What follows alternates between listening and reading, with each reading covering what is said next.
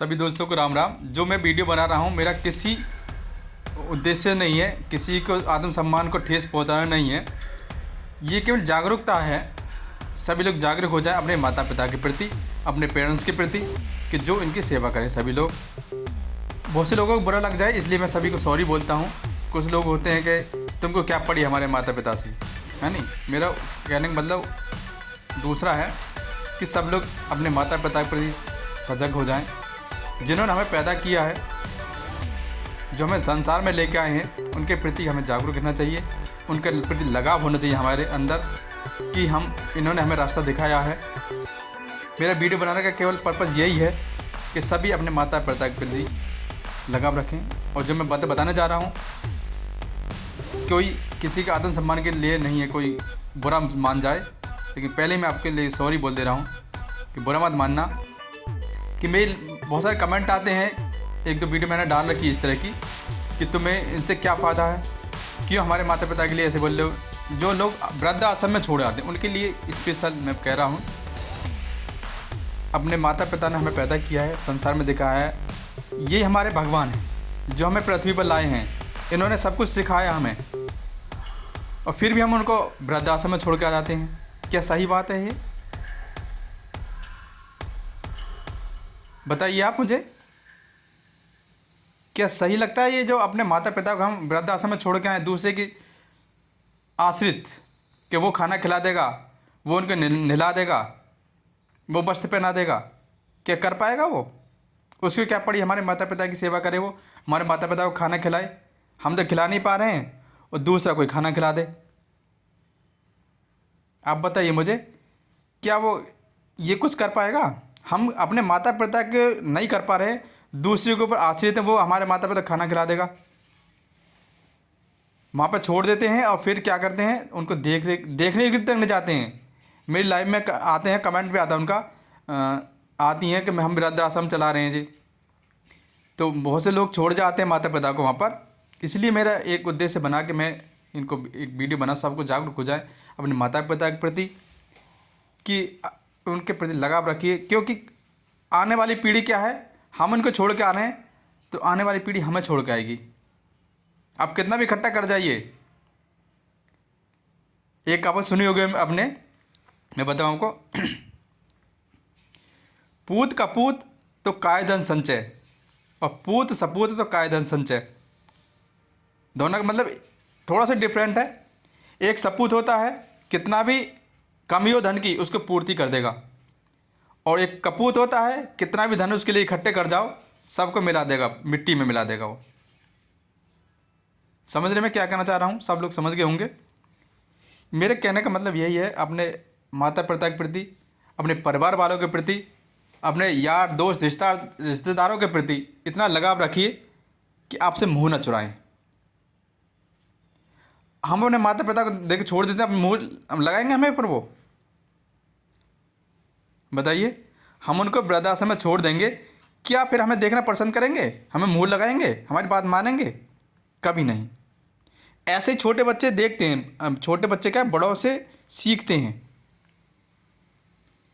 कौन सिखाता है? छोटे बच्चे स्वयं सीखते हैं बड़ों से।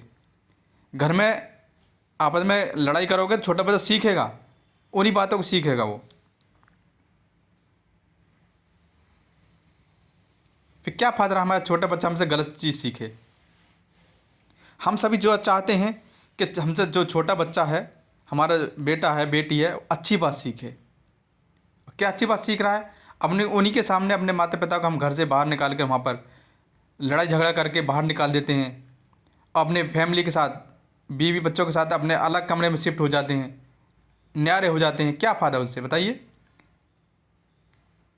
उनको समझाइए कि आज उनके लिए है तो कल हमारे लिए भी है। उनकी देख रेख करो, उनकी सेवा करो, फिर कभी नहीं लौट के आने वाले वो।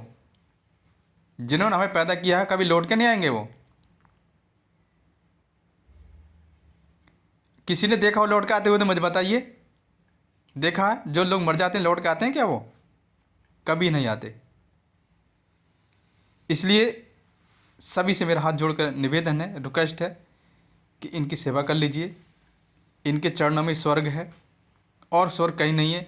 एक बार इनका आशीर्वाद लेके देखिए, जो कुछ आप प्राप्त करना चाहें सब कुछ आपको मिल जाएगा।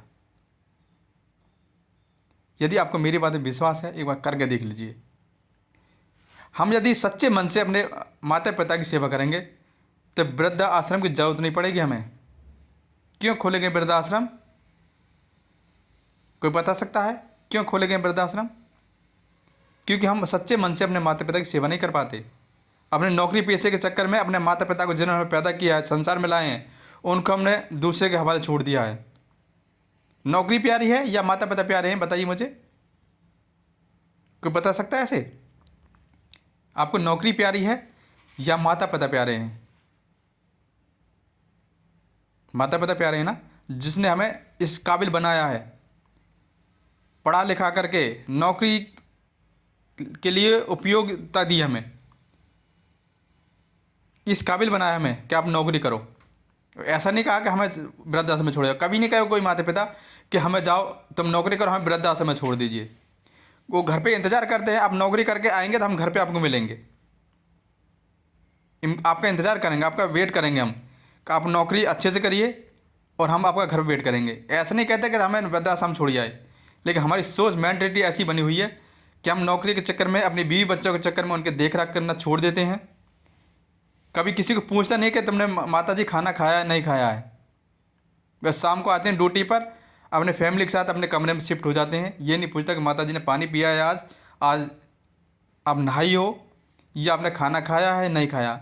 माता पिता घर पे देखते रहते हैं कि मेरा बच्चा आएगा मुझसे बात करेगा। आप लोग इतना टाइम नहीं आपके पास कि माता पिता से दो बात कर लें।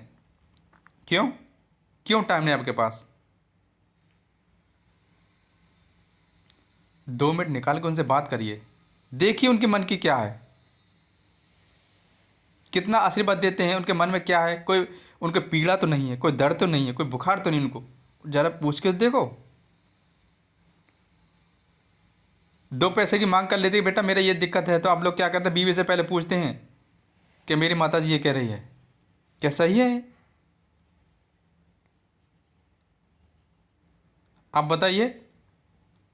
दोस्तों फिर भी आपको बुरा लगे तो प्लीज़ सॉरी, इसके लिए मेरा उद्देश्य यही था कि आपको जागरूक करना।